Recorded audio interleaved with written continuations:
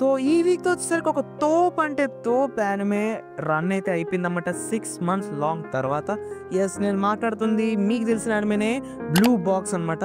27th Thursday అనుకుంటా, థర్స్డేతో అయితే మన 6 నెలల నుండి కంటిన్యూ అయిన యానిమే ఎండ్కి అయితే వచ్చేసింది అనమాట. లిటరల్లీ ఏమన్నా journey guys. Taiki and Chinatsu మీ రిలేషన్ బిల్డ్ అవ్వడం కానీ, మన హీనా బాధపడడం కానీ, ఏడుపు అసలు next level guys. First of all ఈ యానిమేలో మనం డివైడ్ చేస్తే ఒక 5 రకాలుగా డివైడ్ చేసుకుందాం గైస్. ఫస్ట్ వచ్చేసరికి యానిమేషన్. ఓ డి అమ్మ, ఏం యానిమేషన్ రా బాబు. అసలు ఆ యానిమేషన్ చూసి చచ్చిపోవాలనిపిస్తుంది నాకు అప్పుడప్పుడు. కొన్ని యానిమేస్కి, కొన్ని లిటరల్లీ యాక్షన్ యానిమేస్కి దీనికి ఉన్న యానిమేషన్ ఉంటే నెక్స్ట్ లెవెల్ ఉండేది. ఒక రామ్ కామ్ యానిమేకి ఇంత యానిమేషన్, ఇంత హార్ట్ పెట్టి వాళ్ళు చేసినందుకు మనం చాలా థ్యాంక్స్ అయితే చెప్పేసుకోవాలన్నమాట. సెకండ్ వచ్చేసరికి అందరికీ తెలిసే మ్యూజిక్ అనమాట. Oh my god guys, Hina ప్రపోజల్ని మనోడు క్యాన్సిల్ చేస్తాడు కదా 24th episodeలో. బాబోయ్, అక్కడ వచ్చిన మ్యూజిక్ లిటరల్ నా మైండ్లో ఇప్పటికీ ఉండిపోయింది గైస్. నాకు సెకండ్ ఓపెనింగ్ అంటే 12 episodes తర్వాత ఒక ఓపెనింగ్ వచ్చింది కదా, ఆ ఓపెనింగ్ ఆ ఎండింగ్ పెద్ద అనిపించలేదు. కానీ ఫస్ట్ ఓపెనింగ్ ఉంది చూడు, తోపు అంతే తోకు. ఆ ఫస్ట్ ఓపెనింగ్ నేను లిటరల్లీ ఇప్పటికీ బింగ్ చూస్తూ ఉంటాను అప్పుడప్పుడు. అంటే నా స్పాటిఫైలో ఉంటుంది అన్నమాట, ఇప్పుడు చూస్తూనే ఉంటుందని. చాలా బాగుంటుంది. 3 relationships. First of all relationships గురించి మనం మాట్లాడితే మనకి బ్లూ బాక్స్లో మెయిన్ సెంటర్ అయింది 3 క్యారెక్టర్స్ మీద, హీనా, చినెట్సు అండ్ తైకి.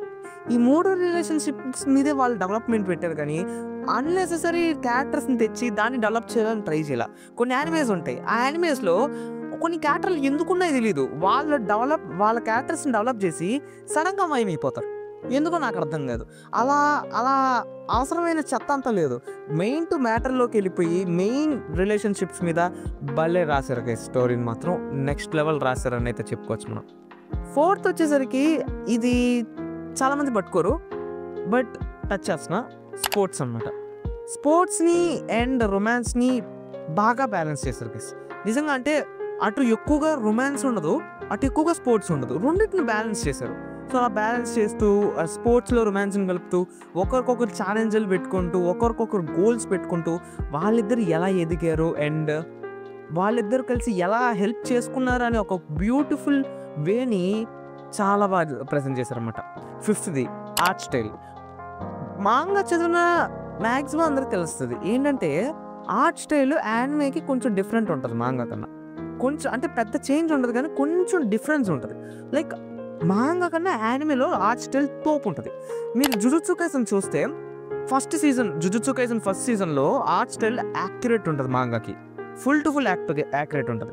కానీ సెకండ్ సీజన్కి వచ్చేసరికి వాళ్ళ ఆర్ట్ స్టైల్ని మెయిన్ థింగ్గా తీసుకోకుండా యానిమేషన్ మెయిన్ థింగ్గా తీసుకొని ఆర్ట్ స్టైల్ని మార్చారు. సేమ్ ఇలానే బ్లూ బాక్స్లో కూడా పెద్ద చేంజ్ ఉండదు, కానీ ఆర్ట్ స్టైల్ని చాలా ఇంప్రూవ్ చేశారు మాంగా కన్నా. ఇది చాలా మంచి విషయం అనేది చెప్పుకోవచ్చు. ఇదన్నీ థింగ్స్ చేసిన టెలికామ్ యానిమేషన్స్కి మనం థ్యాంక్స్ చెప్పుకోవాలి కదా. ఒకసారి కొంచెం మౌనం పాటిద్దాం.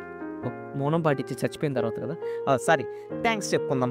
థ్యాంక్స్ టెలికామ్ గారు, అదే టెలికామ్ యానిమేషన్స్ గారు. మీ హార్డ్ వర్క్ నేను మనస్ఫూర్తిగా ఆనందిస్తున్నాను.